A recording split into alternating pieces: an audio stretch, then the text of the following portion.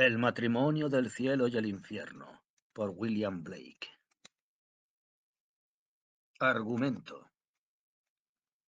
Rintra ruge y sacude sus fuegos en el aire cargado. Nubes hambrientas flotan pesadamente sobre el abismo. Ayer, sumiso y en un sendero peligroso, el hombre justo conservó su camino a través del valle de la muerte. Han plantado rosas donde crecen las espinas y en el brezal estéril cantan las abejas. Luego, árboles se irguieron en el sendero peligroso, y un río y un manantial de cada peñón y tumba, y sobre los huesos blanqueados brotó la arcilla roja.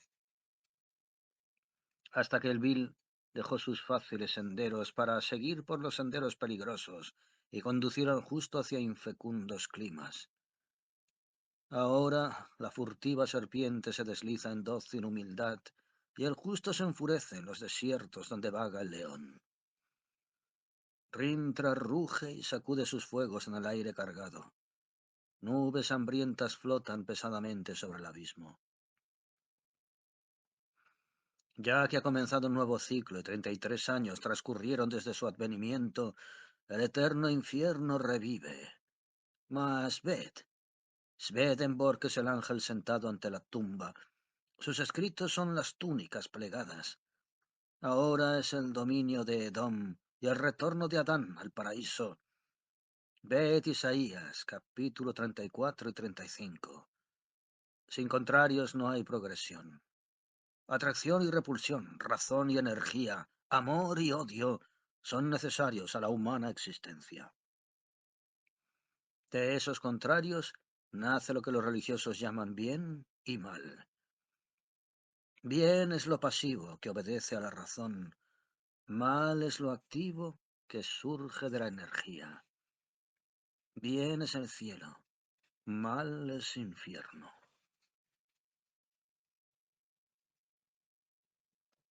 La voz del diablo.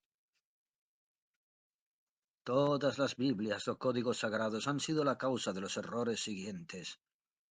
1. Que el hombre posee dos principios reales de existencia, un cuerpo y un alma. 2. Que la energía llamada mal solo nace del cuerpo y que la razón llamada bien solo nace del alma. 3.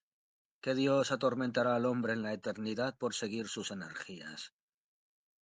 Mas los contrarios siguientes son verdaderos. 1. El hombre no tiene un cuerpo distinto de su alma, pues lo que llamamos cuerpo es una porción de alma discernida por los 5 sentidos, las puertas principales del alma en esta edad. 2. La energía es la única vida y nace del cuerpo, y la razón es el límite o circunferencia periférica de la energía. 3. Energía, eterno deleite. Quienes reprimen el deseo pueden hacerlo porque éste es tan débil como para reprimirse, y el elemento que reprime, o razón, le usurpa su lugar y gobierna al renuente. Y una vez reprimido, gradualmente se torna pasivo hasta que es sólo la sombra del deseo. La historia de esto se halla escrita en el paraíso perdido, y el gobernante o razón se llama Mesías. Y el arcángel primero, capitán de las huestes celestes, se le llama demonio o Satán, y a sus hijos pecado y muerte. Pero en el libro de Job, el Mesías de Milton se llama Satán. Pues esta historia ha sido adoptada por ambos bandos. En verdad, pareció a la razón como si el deseo hubiese sido expulsado, pero la versión del diablo declara que el Mesías cayó y construyó un cielo con aquello que robó del abismo. Tal lo revelado en el Evangelio, donde lo vemos rogar al Padre para que le envíe al confortante, o deseo, de modo que la razón tenga ideas sobre qué edificar. El Jehová de la Biblia no es sino aquel que mora en el fuego llameante. Sabed que, después de su muerte, Cristo se tornó en Jehová. Pero en Milton el Padre es destino, el Hijo es la razón de los 5 sentidos y el Espíritu Santo es el vacío.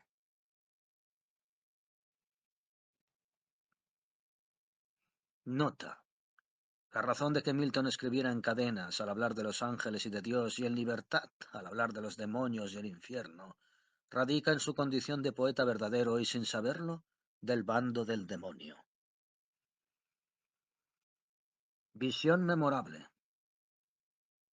Mientras iba por las llamas del infierno, deleitado con los gozos del genio, que a los ángeles parecen tormentos y locura, recogí algunos de sus proverbios pensando que así como los dichos de un pueblo señalan su carácter, así los proverbios del infierno muestran la naturaleza de la sabiduría infernal, mejor que cualquier descripción de edificios o vestiduras. Al volver a mi casa, sobre el abismo de los cinco sentidos, donde un precipicio de acantilados lisos con ceño fruncido mira el mundo presente, vi un inmenso demonio envuelto en nubes negras que se cernía sobre las paredes de las rocas. Con llamas corrosivas escribió la sentencia siguiente, ahora percibida por las mentes de los hombres y por ellos leída en la tierra. ¿No sabéis que cada pájaro que hiende el airoso camino es un inmenso mundo de deleite cerrado por vuestros cinco sentidos? Proverbios del infierno.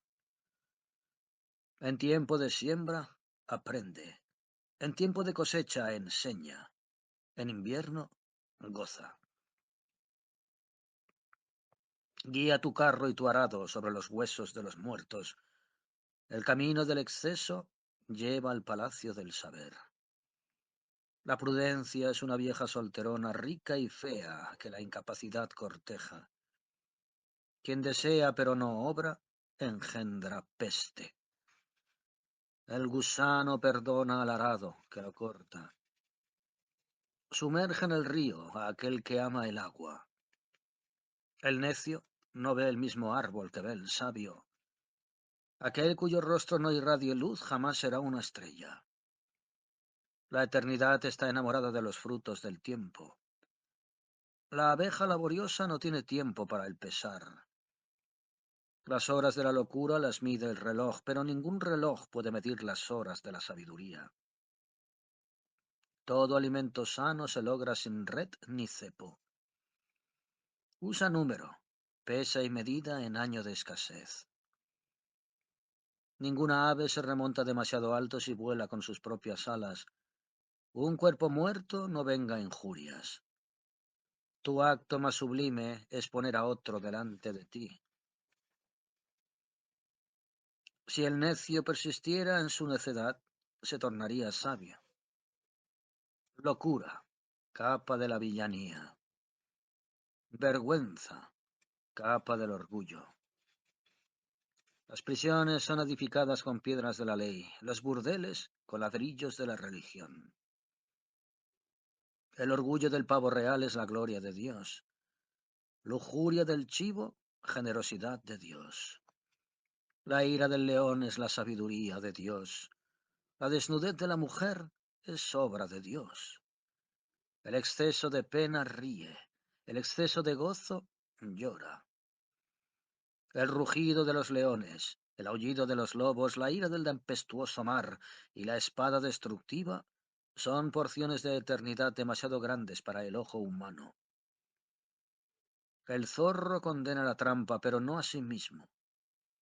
El gozo fecunda, el dolor engendra.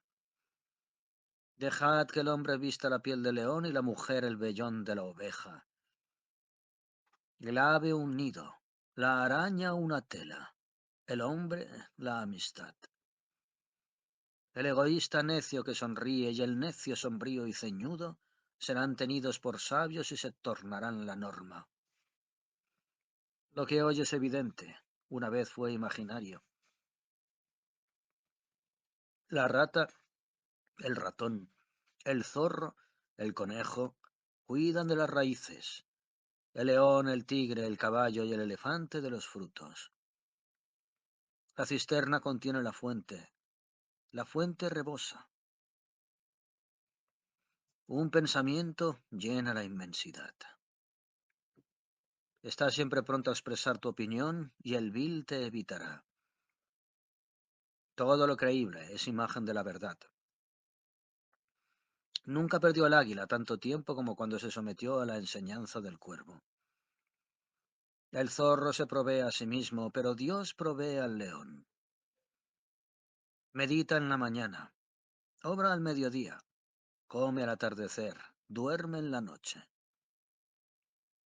Quien ha soportado que abuses de él, te conoce.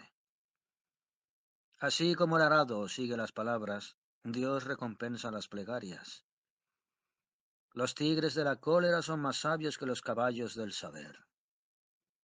Espera veneno del agua estancada. Nunca sabrás lo que es suficiente a menos que sepas lo que es más que suficiente.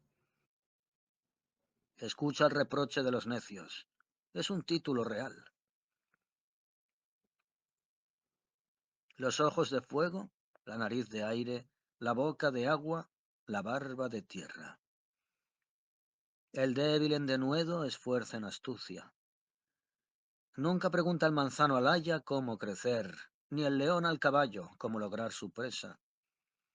Quien recibe agradecido, fructifica abundante cosecha. Si otros no hubieran sido necios, nosotros lo seríamos.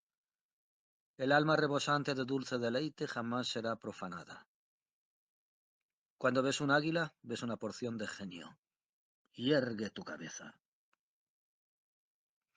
Así como la oruga elige las hojas más bellas para posar sus huevos, así el sacerdote deja caer su maldición en los gozos más dulces. Crear una pequeña flor es trabajo de siglos. La maldición vigoriza, la bendición relaja. El mejor vino es el más añejo, la mejor agua es la más nueva. Las plegarias no aran, las alabanzas no cosechan, las alegrías no ríen, las tristezas no lloran. La cabeza, lo sublime, el corazón, el patos, los órganos genitales, lo bello, las manos y los pies, la proporción. Como el aire al pájaro o el agua al pez, así el desprecio es al despreciable. La corneja quisiera que todo fuera negro, el búho que todo fuese blanco. Exuberancia es belleza. Si el león fuera aconsejado por el zorro, sería astuto. El progreso construye caminos rectos, pero los tortuosos caminos sin progreso son los caminos del genio. Antes asesina a un niño en su cuna que nutras deseos que no realices. Donde no está el hombre, la naturaleza es estéril. La verdad nunca puede ser dicha de modo que sea comprendida sin ser creída. Suficiente o demasiado. Los poetas de la antigüedad animaron toda clase de objetos sensibles con dioses o genios, nombrándolos y adornándolos con las propiedades de bosques, ríos, montañas, lagos, ciudades, naciones y todo lo que sus dilatados y numerosos sentidos podían percibir. Particularmente estudiaron el genio de cada ciudad y país, colocándolo bajo la potestad de su deidad espiritual, hasta que un sistema establecióse del que algunos sacaron provecho y al vulgo esclavizaron con el intento de dar realidad o abstraer las deidades mentales de sus objetos. Así comenzó el sacerdocio, escogiendo formas de culto de relatos poéticos. Finalmente, dictaminaron que los dioses mismos así lo habían dispuesto. De tal modo, olvidaron los hombres que todas las deidades residen en el corazón humano. Visión memorable. Los profetas Isaías y Ezequiel comían conmigo. Les pregunté cómo se atrevían a afirmar tan rotundamente que Dios hablaba con ellos, y si no pensaban que al hacerlo serían mal comprendidos, y de tal modo la causa de una impostura. Isaías respondió: No he visto ni oído Dios alguno en una percepción orgánica finita, sino que mis sentidos descubrieron lo infinito en cada cosa. Y como estuvo entonces persuadido, y aún permanezco convencido, de que la voz de la indignación honesta es la voz de Dios, no miré las consecuencias, sino que escribí. Entonces pregunté: ¿acaso la firme convicción crea las cosas? Él respondió, todos los poetas lo creen así. Y en épocas imaginativas esta firme convicción movió montañas. Sin embargo, pocos son capaces de una convicción firme de algo.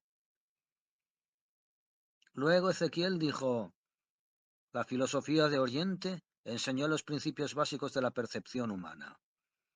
Algunas nociones sostuvieron un principio para el origen, otras otro. Nosotros los de Israel enseñamos que el genio poético, según lo llamáis ahora, fue el principio básico y todos los otros meramente derivados. Tal fue la causa de nuestro desprecio por sacerdotes y filósofos de otros países. De ahí que profetizáramos que finalmente se probaría que todos los dioses se originan en el nuestro y son tributarios del genio poético. Esto fue lo que nuestro gran poeta, el rey David, deseaba tan fervientemente, e invocó con tanto patetismo, expresando que así se triunfa sobre los enemigos y se gobiernan reinos. Tanto amamos a nuestro Dios, que maldecimos en su nombre todas las deidades de las naciones vecinas, y afirmamos que ellas se habían rebelado. De allí que el vulgo pensase que todas las naciones serían finalmente sometidas a los judíos. Esto dijo él, como todas las convicciones firmes, está llamado a realizarse, ya que todas las naciones creen en el código judío y veneran al Dios de los judíos. ¿Puede haber sujeción mayor? Escuché con asombro y hube de confesar mi propia convicción. Después de la comida, pedí a Isaías que favoreciera al mundo revelando sus obras perdidas. Me dijo que ningún libro suyo de tanto valor se había perdido. Y Ezequiel dijo otro tanto de los suyos. También pregunté a Isaías qué lo impulsó a vagar desnudo de pies y cuerpo durante 3 años. Me respondió, lo mismo que impulsó a nuestro amigo Diógenes, el griego. Pregunté a Ezequiel por qué comía estiércol y permanecía tanto tiempo yaciendo sobre su costado derecho o izquierdo. Respondió, el deseo de elevar a otros hombres hacia una percepción del infinito. Las tribus de Norteamérica también lo practican. ¿Es honrado aquel que resiste a su genio o a su conciencia solo por el bienestar o la satisfacción temporal? La antigua tradición, según la cual el mundo será consumido por el fuego al cabo de 6000 años, es verdadera, como me ha sido revelado desde el infierno. Porque al ángel con espada de fuego aquí se le ordena dejar su guardia del árbol de la vida, y cuando ello se cumpla, la creación toda será consumida, y veráse infinito y puro lo que hoy luce finito y corrompido. Esto está llamado a realizarse mediante un perfeccionamiento del goce sensual. Pero ante todo, la noción de que el hombre tiene un cuerpo distinto de su alma será abolida. Esto lo hará imprimiendo según el método infernal, por medio de corrosivos que en el infierno son saludables y medicinales, y que disolviendo las superficies revelan al infinito que ocultaban. Si las puertas de la percepción se purificasen, cada cosa aparecería al hombre como es, infinita. Pues el hombre se ha encerrado hasta el punto de no ver sino a través de las grietas estrechas de su caverna. Visión memorable. Me hallaba en una imprenta en el infierno, y vi el método por el cual el conocimiento se transmite de generación en generación. En la cámara primera había un dragón hombre que barría la basura de la boca de una caverna. Adentro, multitud de dragones ahondaban la caverna. En la cámara segunda había una serpiente que se envolvía en torno a la roca de la caverna y otras que la adornaban con oro, plata y piedras preciosas. En la cámara tercera, un águila de alas y plumas de aire tornaba el interior de la caverna infinito. Había también multitud de hombres águila que edificaban palacios en las rocas enormes. En la cámara cuarta, leones de ardientes llamas caminaban furiosos y fundían los metales hasta tornarlos en fluidos vivientes. En la cámara quinta, formas sin nombre arrojaban al espacio los metales. Allí eran recibidos por los hombres que ocupaban la cámara sexta. Tomaban la forma de libros y eran dispuestos en bibliotecas. Los gigantes que dieron a este mundo existencia sensible y que ahora parecen vivir en él encadenados, son en verdad la causa de su vida y la fuente de toda actividad. Mas las cadenas son la astucia de mentes débiles y sumisas que tienen poder suficiente como para resistir la energía. De acuerdo con el proverbio, el débil en coraje es fuerte en astucia. De tal suerte, el prolífico es una porción del ser, otra es el devorador. El devorador cree ver al prolífico en cadenas, mas no es así. Solo toma porciones de existencia y se le antoja que son el todo. Sin embargo, el prolífico dejaría de ser tal si el devorador, como un mar, no recibiera el exceso de sus goces. Algunos dirán, ¿no es Dios acaso el único prolífico? Yo respondo, Dios solo obra y es en seres existentes u hombres. Estas dos clases de hombres siempre se hallan en la tierra y deberán ser enemigos. Quien pretenda conciliarlos busca la destrucción de la existencia. La religión es un esfuerzo por conciliarlos. Nota: Jesucristo no quiso unirlos, sino separarlos, como en la parábola de las ovejas y las cabras. Jesucristo dijo, no vine a traer paz, sino la espada. Mesías o Satán o el tentador fue primero considerado como uno de los antediluvianos que constituyen nuestras energías.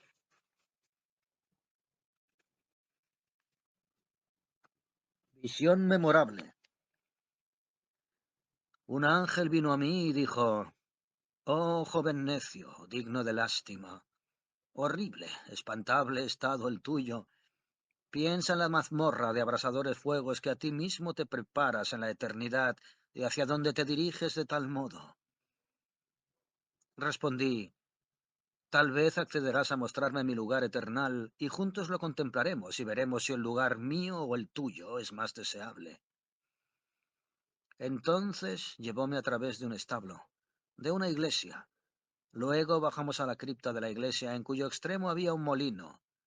Pasamos por el molino y arribamos a una caverna. Bajando por la caverna tortuosa, buscamos a tientas nuestro camino pesado, hasta que un vacío sin límites, algo como un cielo de honduras, apareció a nuestros pies. Tomándonos de las raíces de los árboles, nos suspendimos sobre la inmensidad. Dije yo, si te place, nos entregaremos a este vacío y así veremos si aquí también se encuentra la providencia. Si tú no lo quieres, yo sí. Mas él contestó, oh, joven, no presumas. Mientras aquí permanecemos, contempla tu lugar eterno, que pronto habrá de verse cuando las tinieblas pasen. De tal modo permanecí junto a él sentado en la trenzada raíz de un roble. El ángel quedó suspendido en un hongo, cuyo sombrero crecía hacia el abismo. Poco a poco contemplamos el abismo infinito, impetuoso como el humo de una ciudad en llamas. Debajo de nosotros, a enorme distancia, se veía el sol, negro pero brillante. A su alrededor, sobre huellas ardientes, inmensas arañas se arrastraban hacia sus presas que volaban, o más bien nadaban en la profundidad infinita con formas horribles de animales surgidos de la corrupción. Y de ellos se llenaba el aire, hasta parecer formado de ellos mismos. Tales son los demonios llamados poderes del aire. Pregunté entonces a mi compañero cuál era mi lugar eterno, y él respondió, entre las arañas blancas y negras. Pero ahora, de entre las arañas blancas y negras, una nube de fuego estalló y rodó a través de la profundidad, ennegreciendo todo lo que había abajo, de modo que el infierno se tornó tan negro como un mar, y agitóse con estrépito terrible. Abajo nada se veía, como no fuera una tormenta negra. Miramos hacia el oriente, y entre nubes y olas divisamos una catarata de sangre y fuego. Distante de nosotros, solo unos tiros de piedra, apareció el repliegue escamoso de una serpiente monstruosa y hundióse nuevamente. Por último, hacia el oriente, a unos 3 grados de distancia, surgió una cresta llameante sobre las olas. Irguióse lentamente como un arrecife de rocas doradas, hasta que descubrimos dos globos de fuego carmesí, de los que el mar huía en nubes de humo. Supimos entonces que aquello era la cabeza de Leviatán, su frente dividida en vetas de color verde y púrpura como la del tigre. Enseguida vimos sus fauces y sus rojas branquias, que, apenas sostenidas sobre la espuma enfurecida, teñían la profundidad oscura con rayos de sangre, y avanzaba hacia nosotros con toda la furia de una existencia espiritual. Mi amigo el ángel subió desde su sitio al molino. Yo permanecí solo. La aparición desvanecióse y me encontré sentado en la agradable orilla de un río, al claro de luna. Escuchaba a un arpista que, cantando, se acompañaba con su instrumento y cuyo tema rezaba: el hombre que jamás cambia de opinión es como el agua estancada, engendra los reptiles de la mente. Me incorporé y salí en busca del molino. Allí donde encontré a mi ángel, que, sorprendido, me preguntaba cómo había escapado, respondí: todo lo que vimos se debe a tu metafísica, ya que cuando huiste me encontré en la orilla de un río, al claro de luna, oyendo a un arpista. Mas ahora que hemos visto mi lugar eterno, ¿puedo enseñarte el tuyo? Rió ante mi proposición, pero lo tomé súbitamente en mis brazos y huí con él a través de la noche hacia occidente, hasta ascender sobre la sombra de la tierra. Con él me lancé derecho hacia el cuerpo del sol. Allí me vestí de blanco y, tomando en mi mano los libros de Swedenborg, partí de esa región gloriosa. Dejando atrás los demás planetas, llegué a Saturno. Allí descansé. Luego salté hacia el vacío entre Saturno y las estrellas fijas. Aquí está tu lugar, dije yo, en este espacio, si tal puede llamarse. Enseguida vimos el establo y la iglesia. Lo conduje al altar y abrí la Biblia. Mas ved, era un pozo profundo, y en él descendí, llevando al ángel delante de mí, y pronto vimos 7 casas de ladrillos. Entramos en una de ellas. Había monos de toda especie que, encadenados por la cintura y con caras contraídas en muecas, se agarraban unos a otros, aunque algo impedidos por lo corto de sus cadenas. Sin embargo, me parecía que por momentos se tornaban numerosos, y entonces los fuertes tomaban a los débiles, y entre muecas se acoplaban aquellos para después devorarlos. Arrancaban un miembro primero, y luego el otro, hasta que el cuerpo no era sino un tronco miserable. Y a éste, entre muecas y besos de solicitud aparente, también devoraban. Aquí y allá había algunos saboreando la carne que habían sacado de su propia cola. El hedor nos ofendía horriblemente. Fuimos al molino y en mi mano traje el esqueleto de un cuerpo que allí tornóse en los analíticos de Aristóteles. El ángel dijo: tu fantasía se me ha impuesto. Deberías avergonzarte. Contesté: nos imponemos el uno al otro, y es tiempo perdido discurrir contigo cuyos trabajos son sólo analíticos. Oposición es amistad verdadera. Siempre me ha parecido que los ángeles tienen la vanidad de hablar de sí mismos como si fueran los únicos sabios. Lo hacen con la confiada insolencia que surge del razonamiento sistemático. Así Swedenborg se jacta de que cuanto escribe es nuevo, aunque en verdad es solo un índice o catálogo de libros ya publicados. Un hombre mostraba un mono, y porque sabía un poco más que el mono, su vanidad inflóse, y se vio más sabio que 7 hombres. Tal es lo que pasa con Swedenborg. Muestra los desatinos de las iglesias y desenmascara al hipócrita hasta imaginar que todos son religiosos y que él es el único en la tierra que alguna vez rompió la red. Ahora bien, escuchad algo evidente. Swedenborg no ha escrito una sola verdad nueva. Ha escrito todas las viejas falsedades. Y la razón es esta. Él tuvo tratos con ángeles que son todos religiosos. Jamás trató con demonios que odian la religión, pues sus prejuicios lo incapacitaban para ello. De tal modo que sus escritos son mera recapitulación de opiniones superficiales y un análisis de lo más sublime, pero nada más. He aquí otro hecho evidente. Cualquier hombre de talento mecánico puede sacar de los escritos de Paracelso o de Jacob Behmen 1000 volúmenes de valor idéntico a los de Swedenborg y de las obras de Dante o de Shakespeare un número infinito. Mas cuando lo haya hecho, que no pretenda saber más que su maestro, porque solo sostiene una vela en pleno sol. Visión memorable. Una vez vi un demonio en una llama de fuego que, irguiéndose ante un ángel sentado en una nube, profería estas palabras. El culto de Dios consiste en honrar sus dones en otros hombres, cada uno de acuerdo con su genio, y en más amar a los más grandes. Aquellos que envidian o calumnian a los grandes odian a Dios, porque no hay otro Dios que ellos. Al oír esto, el ángel se puso casi azul, mas conteniéndose se puso amarillo y al fin blanco, rosado, y respondió sonriendo, Tú, idólatra, ¿acaso no es Dios uno? ¿No es Él visible en Jesucristo? ¿Y Jesucristo no ha dado su sanción a la ley de los 10 mandamientos? ¿No son todos los otros hombres necios, pecadores, nadas? El demonio contestó, muele a un necio en un mortero con el trigo y aun así su necedad no se separará de él. Si Jesucristo es el más grande de los hombres, deberías amarlo con el amor más grande. Pues bien, escucha de qué manera sancionó la ley de los 10 mandamientos. ¿No se burló del sábado? ¿Del sábado de Dios? ¿No mató a aquellos que fueron muertos por su causa? ¿No ignoró la ley de la mujer sorprendida en adulterio? ¿No robó el trabajo de otros para sostenerse? ¿No cayó en falso testimonio al rehusar defenderse ante Pilatos? ¿No codició cuando pidió por sus discípulos y cuando los incitó a apartarse de aquellos que rehusasen darles albergue? Por eso te digo, no hay virtud posible que no rompa esos 10 mandamientos. Jesús era todo virtud y obraba por impulsos, no por reglas.